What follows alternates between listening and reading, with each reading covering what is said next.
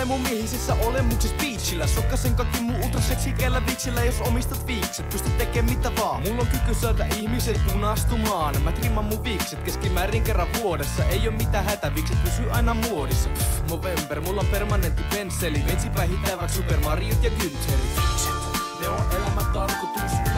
Ylälepä kultainen karvotus. Viikset, jos haluat saada työsopimuksen ja saman tien pomoksi ylennyksen. Viikset, oli sitten Amis Pensseli, veturin kuljettaja tai vaikka Hitleri. Viikset, jos haluat viedä kaikkien naiset, niin kasvata viikset, ihanaiset. Viikset naamassa ei voi olla saamatta baarissa ilmaisia juomia tai naarata. Mä en tarvii mitään viksi kasvattavaa tavarana. Kasvo mun naamoko oli yks vasta. Fakta on se, et tosi mihin kasvaa viikset niinku Einstein, Amikset ja Flanderin sineet. Sanoisin västämättä tarun sille ketä pavo eli viiksien kuningata Frida Kahlon. Viikset, ne on elämän tarkoitus.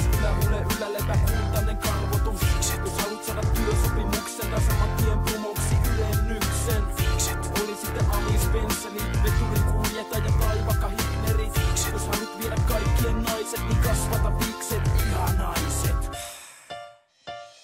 Mulla on hormonihäiriö, jota hyväksy en. Se on säälittävää ja mä tiedän sen. Mut mun ylähuulen yllä ei kasva karvaakaan. Ihmeeli kuinkaan en saa huuleen varra kasvaa. Ylähuultani rehevöitän tee kaikkeen, jota enkelten karvaa kasvaisi mun laki, jos ois viikset.